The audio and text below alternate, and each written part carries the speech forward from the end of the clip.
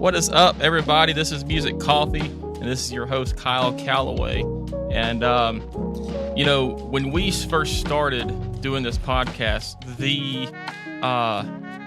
goal was to bring you the best of the best. And today, I think we very much exceeded that expectation. I'm pretty much lost for words right now. On the line today, we have the former drummer of the multi-Grammy nominated, multi-Dove Award winning Crab family. Currently is the drummer of the Grammy Award winning, in my opinion, should be in the Country Music Hall of Fame by now, Diamond Rio. Ladies and gentlemen, Micah Schweinsberg. What's up, dude? Man, that was like the greatest intro anybody could ever give anybody. I feel like I have to live up to those expectations of all the compliments that you just imparted on me, dude. I mean, you've already nowhere near it. Man, you're already there. I mean, honestly, dude. Oh my gosh! So I met you maybe, man, it's been 10 years ago. How long has it been? I think it's been over 10 years ago. Oh my goodness. Yeah, it would have to be. It's nuts. Probably longer than that. And yeah. I mean, you were Micah Schweinsberg before you were ever Micah Schweinsberg. I mean, I get that's a name my parents had in mind for me. I mean, before I was born. I mean, look, so the backstory about this interview right now is I really did not expect to give this interview until next week. And then when you messaged me, you said, well, can we do it today? And let me tell you something. When someone like this says, can we do it today? You do it today. Oh my God. You drop and you do it today. Dude. And I'm nobody, man. I mean, pumping me up. You're overshooting it. Well, overshooting it. No, man, you've actually accomplished a lot, and we're gonna go over it. And I'm not gonna hold you too long because right now you are currently on the road with Diamond Rio as we speak. And I think you have a show. What time's your show right now?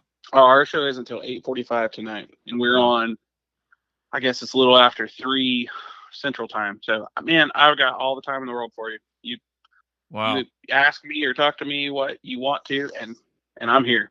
So.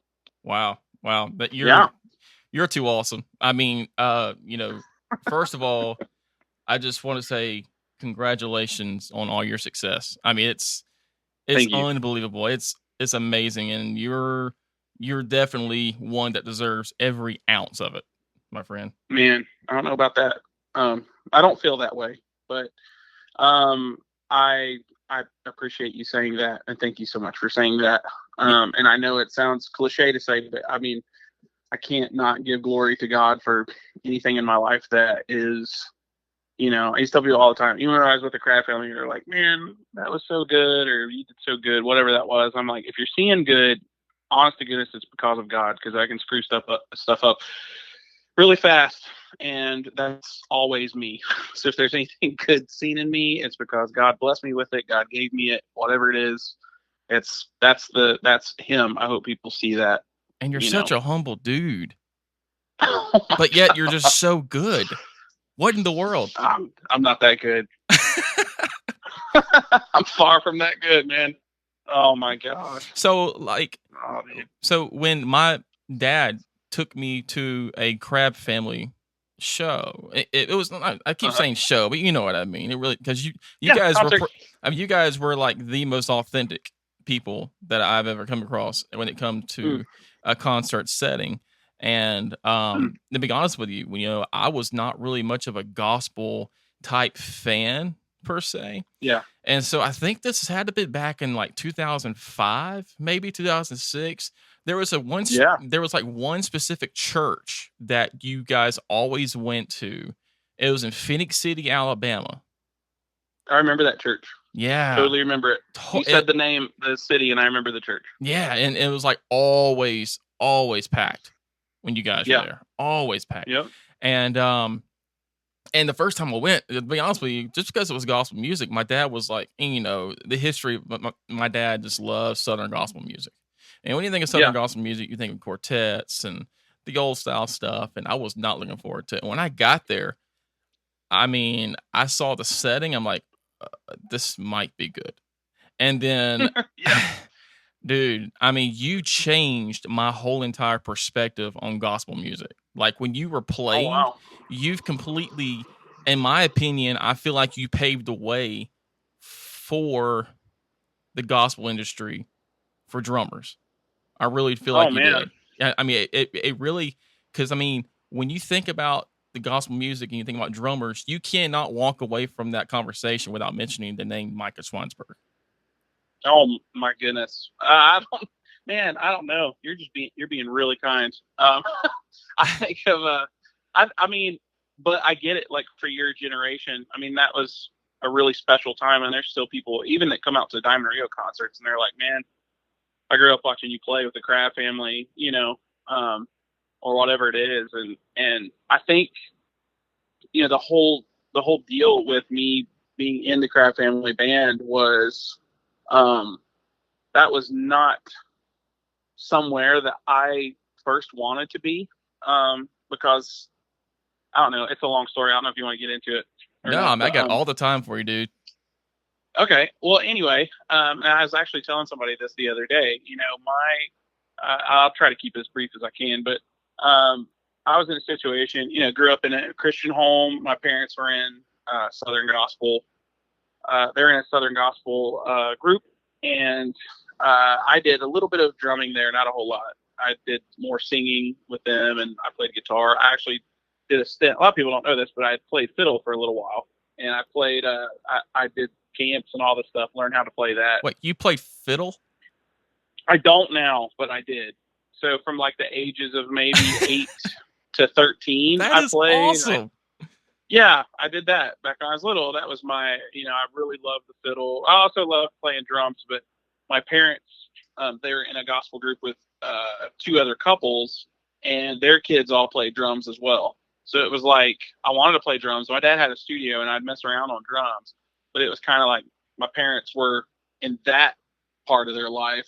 It was more like, hey, if you're going to play music, or especially if you're going to play with us in the gospel group, like you can't play drums. There's too many drummers.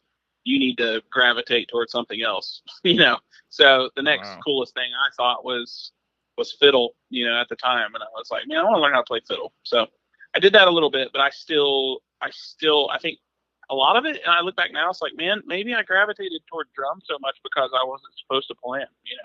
My parents didn't want me at that time playing them. They've always been supportive, but they were just like, this isn't conducive to, if you're gonna play with us, you gotta be playing something that isn't already there. So Right. anyway, that was that, and but we were going to fast forward to that, or fast forward to Crab Family stuff. So I started playing, and I did play. I started playing at my church, playing drums, and I would fill in for the guy that was there. But then, he had to work a lot, and the pastor or whoever would ask me, Wednesday nights and even Sunday mornings, hey, can you play drums? I was like, yeah. So I kind of found my spot playing at church, and it was great, and all that, and I ended up, telling. I made people make pacts with the devil. I made a pact with God. Um, Basically, that I told God, I said, if you will make me good at playing drums, I really love doing this. If you'll make me good at this, then I will always play stuff that honors you. So that was my commitment then to, always wanting to use my gifts for Him in some way. I Right. don't want to play. Hey, if there's somebody wants me to play on something or a song and it's got stuff in it that I feel is like I wouldn't want to put my name behind or put Christ's name behind, like I don't want to do that. So anyway, that was I kind of got to doing that and playing with. I had a band in high school, and then I started college, and I started playing with some different people and started getting into Christian rock music, and I played for some national artists and went out and toured Europe and did all this stuff. And in all this time that this was going on, I started to, I guess I started to use my playing drums as my identity. It became my idol because I didn't feel like it was a bad thing because I was doing it for ministry and I was doing it for God, and I Mm-hmm. wasn't playing stuff that dishonored him. But at the same time, I felt like my identity was in that. And that, if if I need to go make Jesus famous while I play drums, which is this dumb concept. Like, who needs to make Jesus famous? Yeah. But to me, that's like how I was like, man, this is my mission. And if I'm good enough at drums and people see me and they think I'm cool and I'm playing Christian music, well, then they'll want to come to Jesus because they'll want to be cool too. Just Mm-hmm. that kind of thing. And it was really self-serving. And I didn't see it that way at that time because of the whole, like I said, the whole like ministry factor. Right. It blinded me from seeing that. And then, later on down the road, I realized how even ministry can become an idol for a lot of people. Um, but anyway, that was where I was at, and I came home from touring. I wasn't doing anything. I didn't want to work a normal job, and I got used to being out on the road playing and all this stuff. And I was dating a girl I shouldn't have been dating, and I knew that, but I didn't want to. I was in a place where I was like, I didn't want to give her up. I knew that God didn't want her in my life, and I totally felt that. And let's say I was necessarily away from God, but I was, I just wasn't where I should have been. On a spiritual level, and definitely, in my mental, well, I guess it goes hand in hand. My mental and spiritual level at that time was self-serving, but I knew that I wasn't happy. I didn't have the joy of the Lord. I mean, I was trying to do things and put myself in positions and make things work that would make me happy. Mm. Again, totally self-serving. And I was in the shower one day, and I was like, I need to, I'm just sick. I'm sick of the way my life is going. But mostly I've started looking at myself in the mirror, going like, maybe it's not just happenstance that I'm not happy. It's, I'm usually the cause of all of this. And so it's, I'm the cause of it now. And so I started praying and I told God, I said, God, you've given me this gift to play, but I'm not happy, trying to do all this stuff on my own. And it come to the point where I was like, I have to give this gift back into his hands. I Wow. can't, and I prayed and I told God, I said, I'm dating a girl that I shouldn't be with. I know I shouldn't be with. I've got to break up with her, and I'm going to do that when I get out of the shower. I'm going to, and I told him, I said, God, if I never touch a drumstick again or play a note of music, um, I don't, I don't care. I want your will in my life, and I want to have your joy.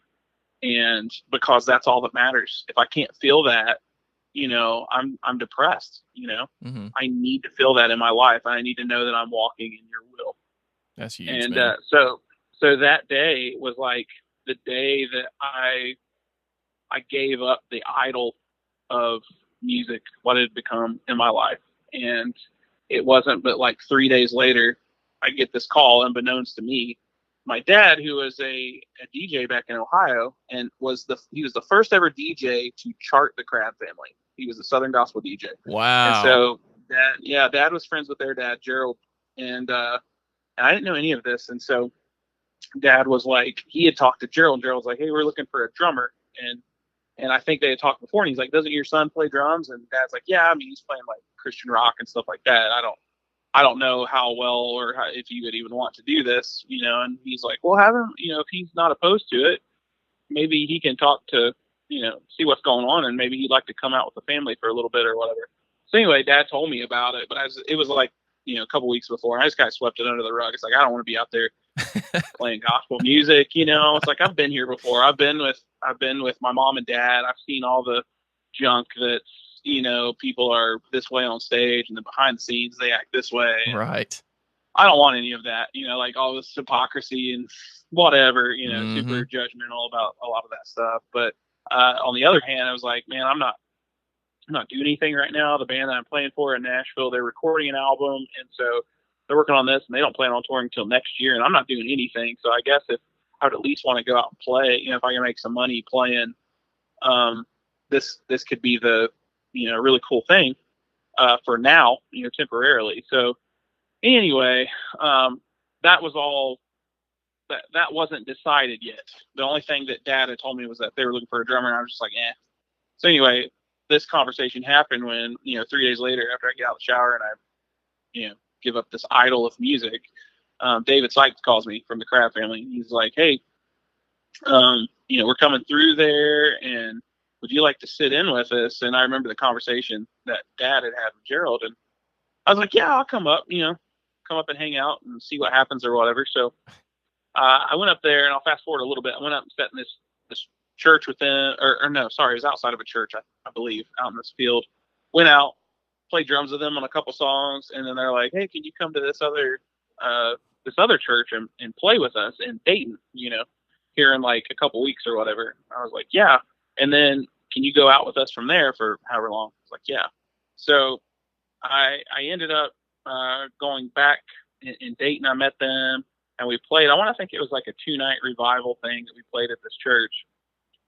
And I was like, well, where are we going next? And we're going back to Nashville. We're going to play the Grand Ole Opry. I was like, oh, okay, wow, A big jump. And so the first, yeah, exactly. So the first time, two things happened with right in there with the way that God has put me on this path. Two things happened with the whole Opry thing. Was first of all, I used to, when I made this commitment to God years ago about not playing music that would dishonor Him, I used to lay on the floor. We had furniture in our house. We weren't that poor. We had furniture in our house, but I used to lay on the floor with my dad. And we usually get like a couple quilts out every Friday, Saturday night when the Opry was on TV. And I loved it. I would tape the Opry and watch the performances over and over and watch all these guys that were just like such great musicians and country musicians and singers. And we would lay there and watch that. And I remember watching it thinking, how cool would it be to play on stage with Grand Ole Opry, but in my heart, even back then, I knew, I was like, that'll never happen. That doesn't need to be a dream of mine, because I have to be playing with somebody that surely would be playing music that would dishonor God. I'm going to have to play beer drinking, cheating, all these kind of songs if I'm ever going to play on the Opry. And I actually, that first time I played the Opry, I remembered that. And I'm thinking, God fulfilled a dream of mine that I had put away, thinking that it was impossible. It's like, this is impossible. It'll never happen for me, but it would be cool. And like, God's like, watch this. I'll make it happen anyway, because you've honored me. I'll make that happen for you, so that was like right away with the Crab family. I started to see God's hand in a way honoring me or showing me favor, almost because I made the decision to put this idol in His hands. And if I would have ever tried to make things happen on my own to get to the Grand Ole Opry or do something like that, it would have never happened, but God took me there through the Crab family, which was amazing. And also on that night was the first night I met Diamond Rio. they were playing with us, and man, I became friends. With a couple of those guys, and kept in touch and hung out with them. And then we played with them a lot more later on with the Crab family, where I was around them a lot, on stage and off stage. Just made friends with them. So the cool thing about the Crab family was, when I went out there, even through the Opry thing and all that, they kept asking me, hey, are you gonna stay with us? And I kept telling them like the circumstances, like, no, just till you find somebody or whatever. But as I was with them for the next 2 or 3 weeks, I started noticing that, like, it didn't matter if we were right in the middle of a concert or whatever we were doing, singing at a church or playing, whatever, is if anybody like would come down to the altar crying or came down front or like started praying or whatever, literally everybody on that stage would leave the stage. All the singers would leave and go down there and I remember pray that. with the person or talk to them, Mm-hmm. And I was like, even though I had given up like my gift back to God, there's still that part of me, like I could still see some selfishness in myself, because I was like, I'm a rocker, man. I'm not playing Southern gospel music. I still hung on to this thing about me. That was the thing. Like, if I'm going to do music, I have to do it this way. And God broke that off me as well, because I started seeing, the people I was riding this bus with, that they truly had a heart for Christ. They truly had a heart to love all of these people. And they were the last ones out the door every night. They talked to people, they cried with people. Wow. They knew all these people that had come out and seen them like the month before, and they're going like, "Hey, did you guys find a new house from where your house burnt down?" I mean, they remembered all this stuff about these people. And I'm with this artist, these guys, like you say, like Grammys and all this junk, Yeah. and I'm watching their hearts. I'm like, they don't care about that. Mm-hmm. Music is not an idol to them at all. Just like what I had to give up. Like, God put me here for a reason. God put me here because I'm with these people that have like, music is always secondary. It's always a tool for them to get to people who, you know, who need to hear Christ's words. They need to hear the gospel. They need to hear encouragement. They need to hear all of these things that the Crab family represented. And I'm a part of.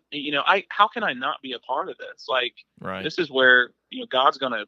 This is where I'm going to get grounded. I don't care what style I'm playing. If I truly mean that, if I truly mean God, I don't care if I ever never touch a drumstick again or play music again. If I truly meant that and put that in God's hands, I'm going to go where He wants to use me, and I'm not going to care about the style or whatever.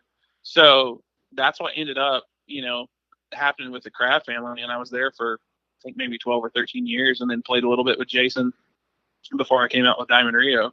But there's nothing bad I can ever say about that family or the experiences we had together. Or they're just they're the coolest people I've ever known. If anybody's a shining example of Christ and His love, like, I've seen it firsthand. And that was such a special time. Even the band, it was like they're so anointed. I mean, somebody would call out a song, and we would just play it. And it was like, I just remember there being stuff that, like, I've never even heard the song before, but I'm playing it somehow. Like, it's just weird. Somebody knows it, and this is the right thing to do at this time, even though we don't know the song. Somehow we're playing it as a band. It's just, I really mean, saw miracles happen, all that that stuff. and that's awesome. I mean, because when you were saying as a band, it was you. Hang on a second. You, Lori, Uh huh. and then it was Lori Sykes on bass. yeah, Lori Sykes. And you had Justin on the keys, Uh and huh. then Justin Ellis. you had Zach on the electric. Yeah, Zach Smith, who Man, is now with the band Unspoken. man, you guys never ever will there ever be a better band. You guys were amazing. Well, thank you. Thank you. Man, anointed, but amazing Yeah. as well. Yeah, that's what I like hearing. I will say about that. Like, I won't, when people talk about the Crab band and they're like, "Man, you guys were the best." I was like, I don't know about the best, but we were anointed. I know that God called each one of us there for that time, and I guess that's better than being the best at something. It's not a skill thing. It's like God's anointed you to. He's going to speak through what you're doing. And without a doubt, man, I know that each person in that band. So it wasn't like we were perfect or we did. That was the thing, is we were so flawed, and we talked about that all the time. We all had our issues, like Yeah. we would, it wasn't often, but sometimes we'd fight, not like big time, but I mean, we you had were a our family on the disagreements. road. Of course you. I mean, Yeah, for that many years. And we would have disagreements, and we'd have, there's many times when there was tears and hugging and saying, "Hey, I'm sorry, I didn't mean that today. I'm having a bad day," or right. whatever it was. But it was like, man, and the enemy's gonna fight. Like, golly, I don't know how many buses caught on fire we were in, and just all these, watching Jason get a gun pulled on him one time at night. And Wait, I mean, we what? could write a book. That Oh happened? yeah. So, yeah. A guy, drunk dude in front of us wrecked off the side of the road, flipped his car or whatever, and he got out. And Jason ran up to see if he was okay, and he climbed out of the car, and he pulls out a gun and aims it at Jason, and we're all, "Oh my gosh, he's going to shoot Jason," What? And then he says, Jason goes, "Hey buddy, it's okay." He's like, "I'm just seeing if you're okay," And he was so out of his mind, drunk, and then he looked down at the gun and he goes, "I guess the cops are going to be here in a minute, aren't they?" And Jason goes, "I don't know. Nobody's called the cops, but I'm just wanting to see if you're okay." And he goes, well, if the cops come, I need to get rid of this. And he just throws his gun out into the woods, you know? Whoa. And, but yeah, I mean, there's times where it was obviously like, dude, it's like the stuff that they did, the places that the crabs would go into, and a lot of the stuff like concerts and different things that we were involved in was not always like the best part of town, or you know, and they went there intentionally, you know, and we were doing, you know, prisons and all kinds of different things where it was like, not in the prisons anything really crazy happened, but I Right. mean, they never shied away from doing anything that was like risky, you know, for the kingdom. It's like, hey, why don't we, this isn't just, you know, it's not a typical Sunday morning church service, you know, we're going into the lion's mouth here, you know, and, but God always blessed us for that. We were always the ones that came, you know, always look forward to getting on the bus at night and being like, holy cow, you know, we just experienced something that was supernatural, you Mm-hmm. know, like And every night was like that. Yeah. you know, you know, as I'm listening to you talking about these things, you know, faith, and you know, Uh-huh. it was it's amazing to me that a guy playing at your level, being in the position that you're in, is still displaying that to this day, no matter who he's playing for. And I hate the word secular. I think people turn that into a cuss word sometimes, and it's like secular, you know. Yeah. Yeah. But Yeah. I mean, and you're still, I mean, you're still wearing that on your sleeve, man. That's much respect to that. A Oh lot of man. people lose sight of that kind of stuff, man. Easy. Well, I could have easily lost sight of that, Kyle. I mean, that's the whole reason, like what we're talking about. I mean, I feel like so many people, I'm not trying to judge anybody, but I'm saying I was one of them. I was one of, and I've seen this living in Nashville for however many years. I've like almost 20 years in Nashville now. Mm-hmm. And I have friends that are, you know, even in Christian music, it's not, it's just it's a pride thing that it's hard to shake that loose. I mean, it's, you look at the world we're in and you look at everybody that word is used a lot, like identity, like somebody is like, oh, my identity is this or whatever. It's like, dude, your identity can be anything. It can be found in your profession. It can be found in on whatever it is. It's kind of like this little comfort zone of this is what I'm good at. And so this is who I am. And the way that God sees it is like, that's not who you are. You know, that's a gift I gave to you for a reason. Who you Mm-hmm. are is who I called you to be. That's not your identity, you know? But when something that you do is your identity, you know, you're a slave to it. You know, if it's your idol, you're a slave to it. And you're constantly going to be feeding that, you know, in some way. And if it's something to do with yourself, you know, your gifts or whatever, man, it's going to come out in pride, you know, which God hates. And you're going to end up following a path that's not his, you Right. know? And like, if you're truly honest about, you know, wanting him to guide your life, like you got to be willing to give it up completely, you know? And he says that, you know, deny yourself and take up your cross. Like if your self is, I'm Micah Schweinsberg, a drummer, then I have to deny the fact that I'm a drummer, you know? Mm-hmm. And it's not that, it's obvious that now to me, it's like, he's using my gift for a reason, but it's not who I am, you know? And out here with Diamond Rio, it's like, you know, I didn't struggle with the decision so much because I had been playing with them, filling in with them for years at the point where it's been a year and a half now since I've been out with them. Took over when Brian Prout retired, but it was a thing of like, I know the music's clean and whatever, but man, I've just been, you know, I've been in ministry all my life. This is a situation where I wouldn't consider it necessarily a ministry. It's more of a job position, Right. even though the guys that I ride the bus with are all believers, you know, and there's times we'll have like a little Bible study or devotional or, you know, something like that, which is awesome. You know, I'm Mm-hmm. riding a bus with Christian guys that do country music, and good, clean, positive country music as well. Right. Yeah. But there's still the thing of, am I in the right place? And so when I first went out with the band, or before I went out with the band, when we were talking about all this stuff, my wife and I prayed. Yeah, I kind of put out a fleece. I was like, you know, if I'm supposed to do this, I want to be in God's will, just like everything else in my life, you know, and I can't, if this is an opportunity he's presenting, I'm not going to deny it, you know, like I'm not going to do it no matter, you know, if I feel like just because it's something I've never done, you know, or taken a position like this. So what was crazy about that was, and it was a little bit of stepping out on faith, going like, Is it okay? Is it okay to be a Christian and be in a country band?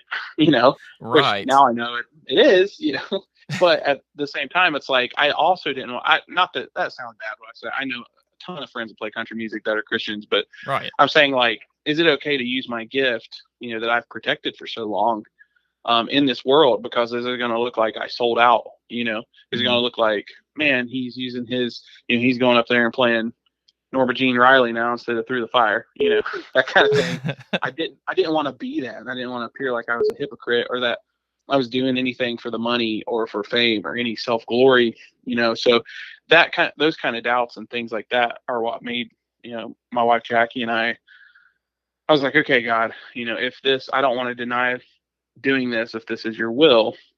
And there was something in our lives at the time that was just like an impossible situation. And it literally was impossible for us to fix, or figure out, but we knew exactly something that needed to happen.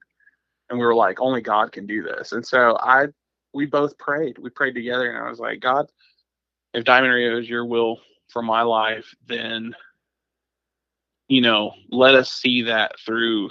Let us see this thing come to pass, because it's impossible. It's one thing in our lives that, you have to do. And if you do this, like, I'll know. And honest to Wow. goodness, 2 days later, it happened. The impossible became possible. And it was like, my wife was just like, yeah, there's no denying. Like, this is where God wants you. This is what He wants you to do right now.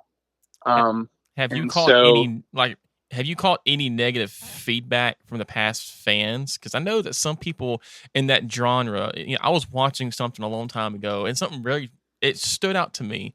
It was a yeah, documentary, and they said that in the Christian music industry, mhm, man, forgiveness is so hard to receive yeah, than you know than the quote yeah, unquote secular world. Did you get any? I mean, yeah. did you get any flight for that? Honestly, I haven't. I'm surprised, and that doesn't mean that it's not talked about. It's Right. not in front of me.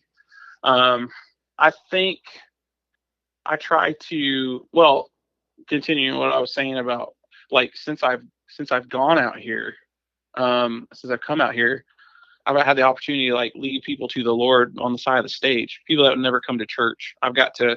It's almost daily a lot of times, like, where I get to pray with people, or I get to, talk to people that are not believers. Constantly. These people would never come to church, Mhm. and I think a lot of my really good friends, who are still in that world and are still in, like, gospel music of any kind, that know me really well. I'd like to think that people that know me really well know me better than to think stuff like that. Right.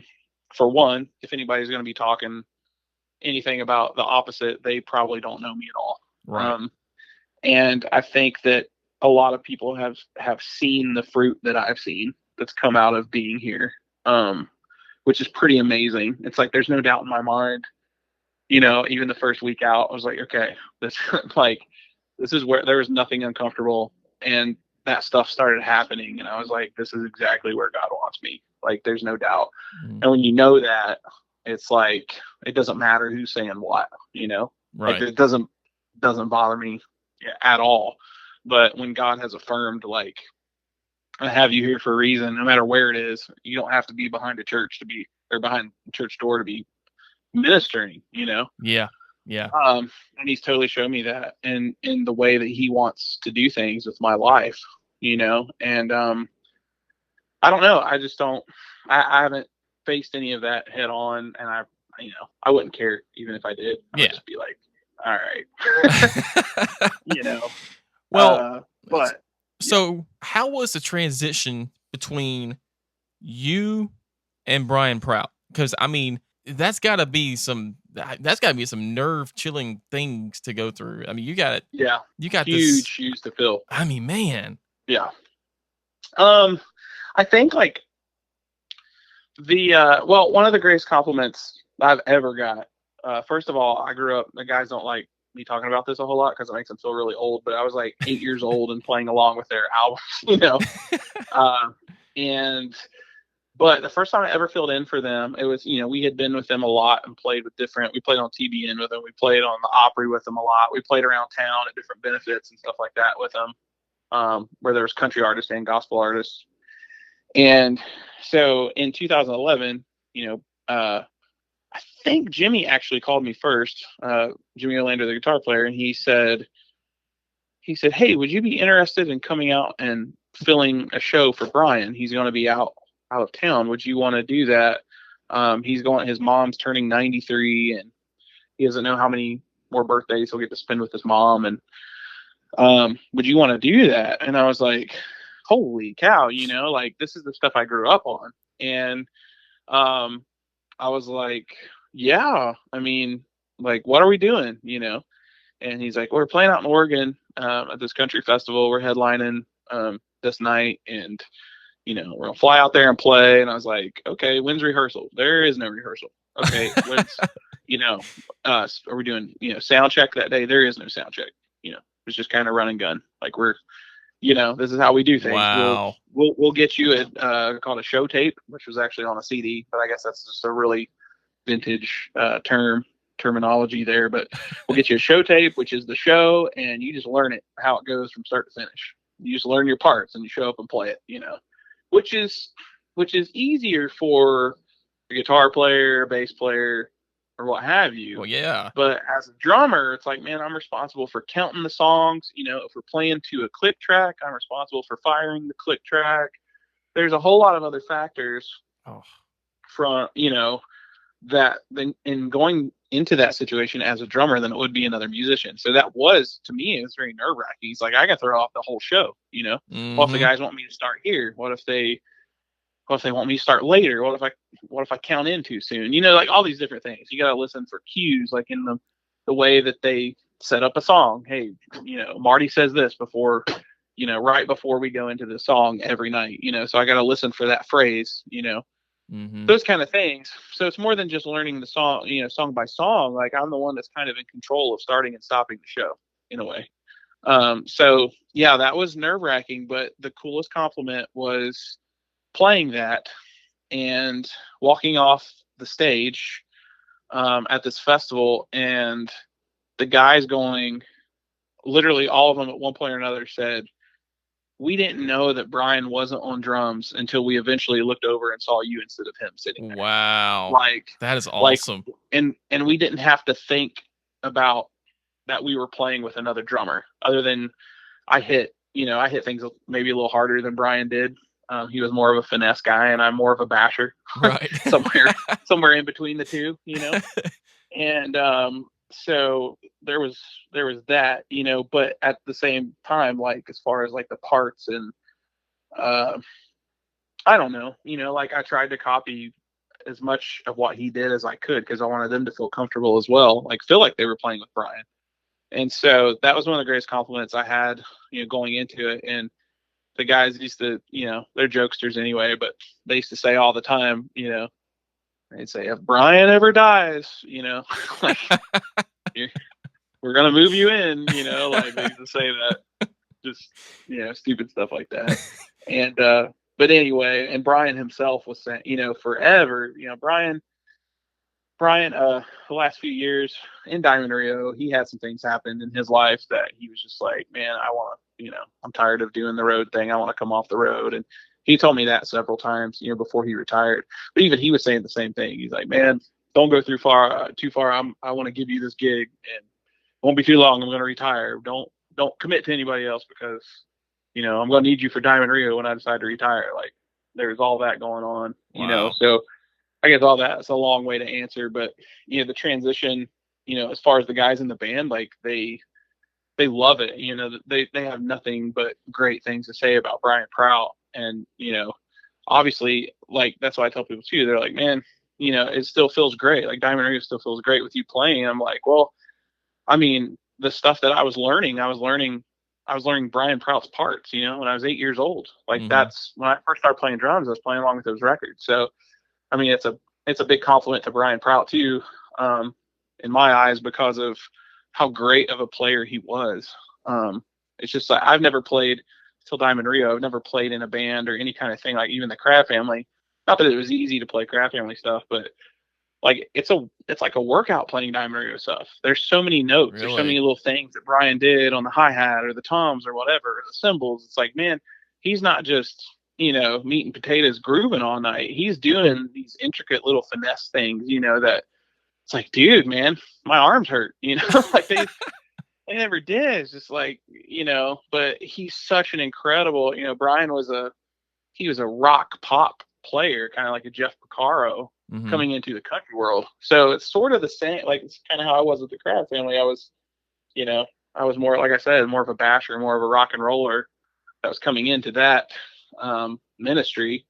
And I think some people hated that and some people liked it. I think that the Crabs liked it because I wasn't a Southern gospel drummer necessarily. It was more, it seemed to have more energy, and they're Pentecostal and energetic, and so it fit, like it worked, Well, what's your favorite song?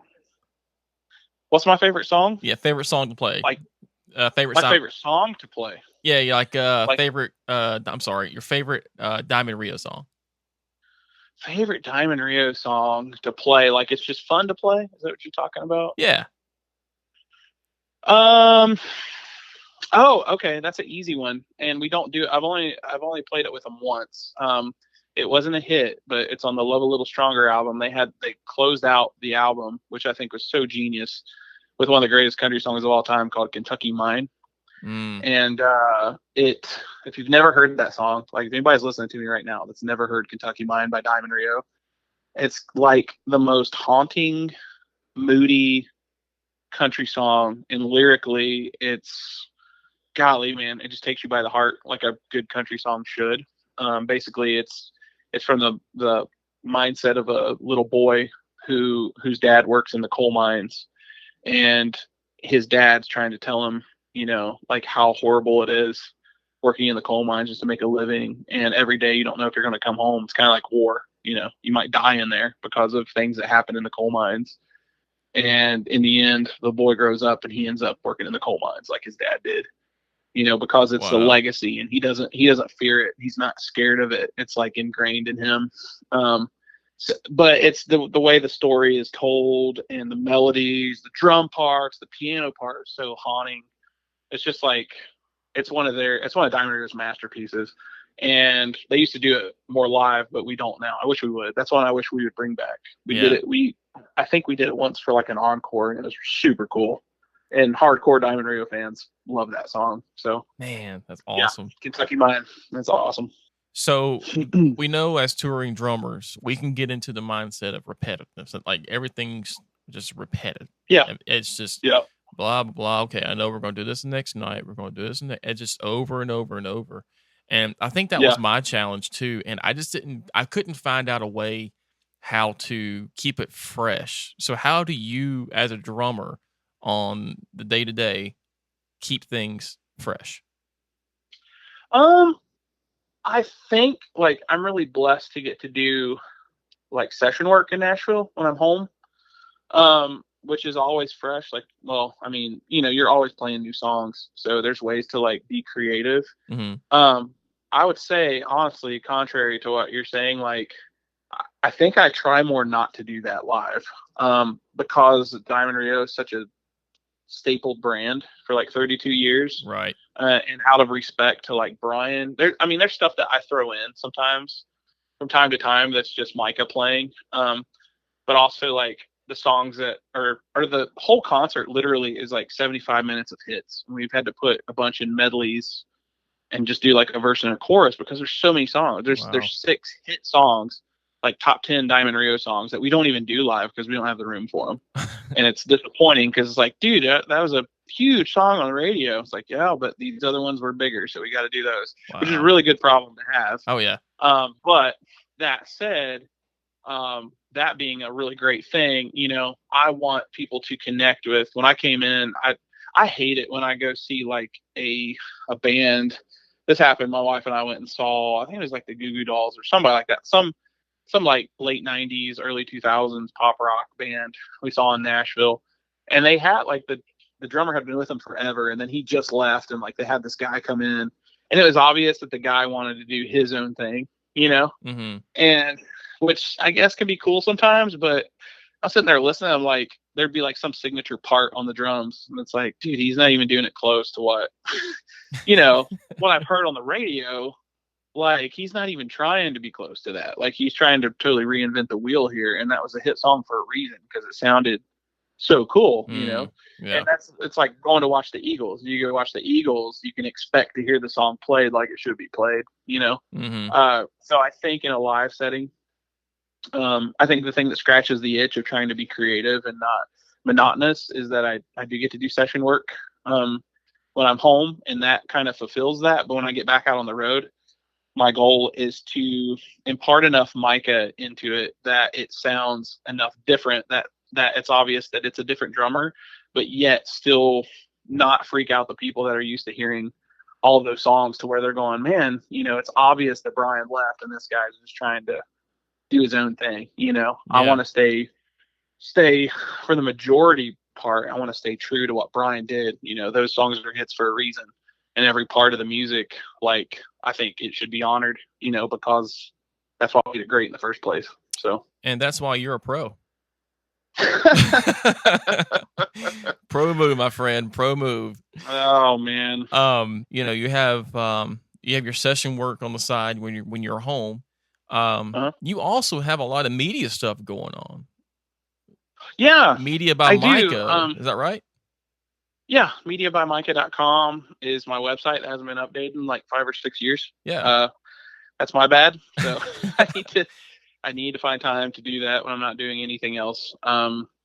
But yeah, I mean, it's super weird to, I don't know. I always feel like people would consider me a jack of all trades and master of none. You hate being considered that, but I do also, I'm very much like, I'm equally interested in my my career as a drummer, as well as I love doing video work, filming. I love doing photography. You're a great photographer, dude.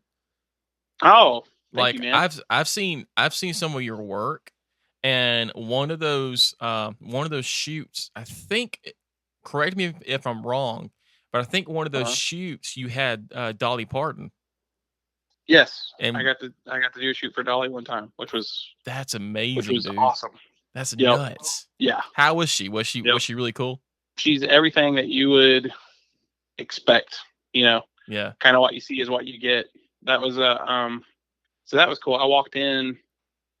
A buddy of mine, Bruce Watkins, he's a session player in Nashville, and he's played for Dolly for years. And Bruce has played on everything Alan Jackson's ever cut. I think he played on those Alabama records like Tennessee River and all that stuff, where you hear like the fiddle come in, real fast. Yeah. Always Bruce Watkins, Everybody knows Bruce in the Nashville world. And so Bruce had that set up. Bruce had been given a banjo from Dolly that she had when she was a teenager, which is just a priceless instrument. And anyway, it hadn't been ever certified as like an historical instrument or whatever, and these people wanted to certify it, but they never had a video, or not a video, they never had a photo of Dolly with the banjo. So they said, we need to have that banjo, we need to have some photos taken, like a shoot taken of Dolly with the banjo. Mm-hmm. So they're like, do we want to hire somebody to come in? And Bruce thought of me first, and he was like, no, I've got a buddy I think will do it. You guys can get him to shoot it, and just shoot Dolly with the banjo. So anyway, it was supposed to be like not a super professional shoot, but on the other hand, it's Dolly. She wanted to look really good, and right, she's done up like Dolly is. So we went to her. She has a Nashville office that I went to. Bruce took me down there and took the banjo down there. And she met us, and her brother-in-law goes to our church. And so he recognized me when we came in the doors from playing at church. He's like, oh, you're a drummer, aren't you? And I said, yeah. And he goes, you do photo work too? And I said, yeah, I do. And he's like, oh, that's really cool. He said, you and Bruce can go out in that, that big room, conference room or whatever it is. It's at her office. And he said, Dolly will be in a minute. She's just getting she's getting her hair done, whatever, getting ready. We're like, okay. And so I'll say this sounds almost sacrilege to say because everybody loves Dolly, but I mean, I can't say that I have like a ton of Dolly songs on on my phone, or over the years, like I know Dolly Parton's a big deal, but Right. to me, it's like, you know, I didn't really consider her as big of a deal as she really is, Mm-hmm. And when she started coming down this hallway, and I could just see her silhouette, and she started talking, and you heard her heels hitting the floor as she came down the hallway. And as soon as I heard her voice, it was so recognizable, It was just like, oh my gosh, man, this is way cooler than I think it is. Wow. And so I ended up, she came over, and well, before we went in there, her brother-in-law, he was like, have you ever been around Dolly? I was like, no. He was like, you'll forget she's a celebrity in 20 seconds. I was like, oh, cool. I figured that about her. He's like, yeah, you won't know she's a celebrity after 20 seconds. I was like, all right. So she came in and she said hey to me and Bruce. And honest to goodness, she's joking around. It's like I'm a complete stranger, and she's joking around with me. She's grabbing my arm, and she's laughing. And it was just like standing there talking to an aunt that I hadn't seen in 3 months or something. Wow. Just felt like family, right off the bat. I'm like, this woman doesn't even know me, but she's treating me like I'm in her family. And I think that's the whole thing about her, is that's who she is. That's what everybody loves about her. And but so we were standing there, and she said, so what are we doing? What are we, what are we shooting? What are we doing? And I told her, her office was set up like almost like a little New Mexican villa, like from back in the day. It's really cool. It's really Southwestern looking, and right in the heart of Nashville. And I was like, well, what if we go outside, down by these doors, these little Spanish looking doors underneath this awning thing, and you could stand there and hold the banjo, and I could get some shots out there, kind of natural light. I think it'd look really pretty. And she goes, oh, honey, I look so bad out in the sun. And she started worried about, she goes, I know it sounds crazy, but I'm just old now, and I got these wrinkles, and I'm just afraid everybody's, going to see that or whatever. And I'm like, I totally get it. I was like, you're Dolly. You tell me what you want to do. Mm-hmm. You want to shoot inside, whatever you want. I've got the equipment. I brought my gear, whatever we need to do, let's do it. So she's like, well, hang on a minute. She's like, will you go down there and stand in front of those doors? And I was like, yeah. She's like, I want to see, because I don't want to write off your idea. She's like, if you think that'll look good, then I don't want to write that off. And I was like, okay. So I went down there and I stood at the doors, and she's like, okay, I think that'll look good. And I was like, are you sure? She's like, I haven't done a shoot outside in like 8 years or something like that. She's like, but I will do it, because she said, you got a good eye. I think that's kind of look good. And I was like, holy cow, Wow. And so what was so cool, I mean, here's this like billionaire, woman that, it doesn't matter where she goes in the world. She could step off a plane, and some tribe in Africa is going to go, oh, Dolly Parton, like they just, Yeah. But she was like, she wanted to go with my idea. She's like, oh, this is your idea. Okay, I want to entertain this. I don't want to just say no to it. That's cool. Yeah. And she ended up, I was like, I kind of won her over on that one. And so we go outside, and of all days, man, it's so humid outside, and it was so cold inside of that conference room. And I take my camera outside. You're a photographer too, right? You still do that? Yeah. Or did you do that? Yeah. I still do it a little bit Did here for a and while? there. Yeah. Okay. Yeah. That's what I thought. Totally. So like if you take a lens out from being in air conditioned whatever Mm-hmm. to a humid situation, like it's gonna up. fog up. Yeah. And so of all days, man, I went out there with Dolly, and I was like, she doesn't want to be out here anyway. Like she wanted to take photos somewhere else, and my lens is fogged up, and I'm like, I'm so sorry, Dolly. And it's just me and her at this point. Everybody else stayed inside. It's just her and the banjo and me. And I said, I'm so sorry, Dolly. I was like, my lens is fogged up. And I was like, it's probably gonna take me about, between 3 to 5 minutes for this thing to, I just have to let it sit here in the sun until it unfogs. And she's like, oh, sweetie, it's okay. And she starts playing, and she's got these nails that are like 3 inches long, biggest fingernails I've ever seen. And she starts playing the song Applejack that she does. I didn't know what it was till I told somebody. I was like, I think this is what she's singing. They're like, oh, that's Applejack. And she starts playing Applejack on the banjo. Wow. Oh yeah, she starts playing it, and gives me like a one-on-one concert. Wow. And until the lens is unfogging, she's just sitting there singing me song after song after song, and I'm like, holy cow, like what is happening right now? Yeah, I was like, man. of experience. And so it finally unfogged, and I just kept taking picture after picture, as much as I could get until um, Bruce and her brother-in-law came out. And when they came out, her brother-in-law was like, "Dolly, we got to get you down to Franklin, which is right outside of Nashville, south of Nashville." He's like, "We got to get you to that whatever studio it was." She was doing a duet with somebody down there, and he's like, "We got to get you down there and ready for that." And she stopped him, and she's like, hold on, wait. She's like, "I want to make sure that Micah got everything that he needs." And Whoa, she just I put you was, up like in the most importance, dude. yeah, and she's like, "Honey, do you have everything you need?" She's like, "I'll stay here as long as you want." She's like, I'll get down there whenever I can. She's like, "I want to make sure that you're happy and you got what you need." Wow. And I was like, "Yeah, Dolly, I got whatever, I got everything." And she's like, "You Photoshop it, you touch me up, make me look good." Like, okay.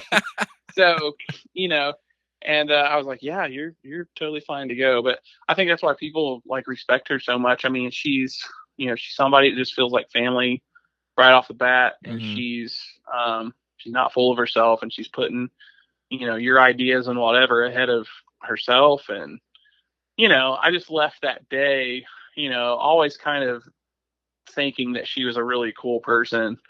And then after working with her, I was like, man, I've worked with I've worked with gospel artists that were, I mean, 1,000 times a diva, and Dolly Parton was not. If anybody had a right to be, it was her. No, absolutely. But that's why she's been around.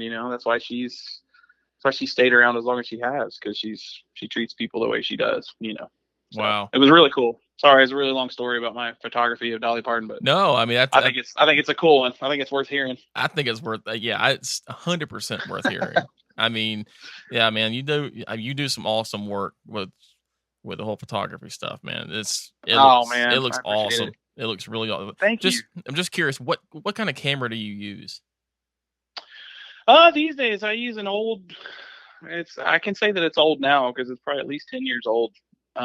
Is the old Canon 5D Mark Mm, III. yes, sir. I love that camera. I've tried some of the newer stuff like the R5 and No. some of the stuff that's happening these days, and I feel like the just kind of the controls and settings and everything on the 5D is just like there's something super comfortable about it, and it almost feels analog compared to. I feel like everything now is just like so digital, and I Mm-hmm. know the 5D is a digital camera, Mm-hmm. but it feels a little more hands on. I don't like touching screens to focus and stuff. You know what I mean? Oh yeah. There's a lot of that kind of stuff where you have to touch. Nothing wrong with touch screen stuff. I do it on my phone all the time. But just as far as working with cameras, I find other things way easier than to do things that way. Yeah, So I mean, I think that model is probably it's probably the best they come out with. I know that with yeah. mine, I had to when I first started, I was trying to figure out what camera to use, and I think um someone told me she was a photographer professor or something. She said, "Look, I have all my students get the Canon T7i, Oh and yeah. so Yeah. it's I like shot the on T2i for a long time. yeah, and so she was like, "That's the most Yep. easiest thing to learn off of, and you can kind of go off from Uh huh. there." And That's a great camera. and ever since then, I've been using the T7. I wanted to get the Yeah. 5D series for so long, but they're so expensive, man. Yeah. But You know what? great cameras I'll though. honestly say this. The only difference between my 5D and like the T2i that I shot with was just the crop factor. But Yeah. some of my favorite photos I've ever shot was on the T2i, which was way before the T7i as Hmm. well. And yeah, man, I mean, it's all in your composition and how good you are at your post work. Your editing. That's Hmm. all. That's all it is. Because the tools, a lot of times, it doesn't matter. There's all. I mean, the 5D. My gosh, there's a million features I never use on that thing. you know, like I want the sizing, I want the resolution, and that's it. And that's the only reason I would switch from the T2i. Hmm. The 5D's got a little more rugged body. So if you drop it, it's not as vital. It can withstand the rain and whatever, all these extreme conditions that I never shoot in anyway. Right. Right. So yeah, it's in the eye, and it's in your composition and your post work pretty much. The camera is kind of man, even iPhone now, it's like, golly, man, Man, the iPhone well, stuff's crazy.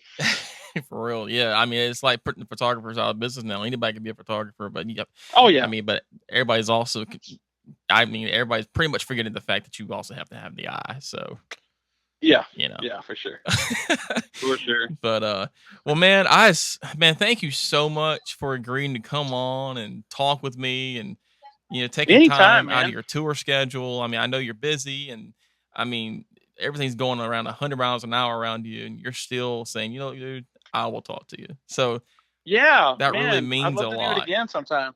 Oh, We can talk about anything. absolutely, absolutely. I'm I looking don't. forward to hearing from you down the road too. I mean, Yeah, you're such an inspiration to not only to me, but to a lot of other musicians around here. So, I I mean, appreciate that, man. you're such an awesome It dude, means a man. lot. I hope I can always be, in some way, make Abs- Jesus your inspiration. If I fail, I'm not going to be a good one to have put on a pedestal. Yeah, man. But for Christ will always, he won't fail you. There you go. And if somebody can see him and me in any of the good things that I do, to God be the glory. So there you go, man. Well, as always, man, thank you so much for stopping by. And for everybody else, I will see you on the next Music Coffee.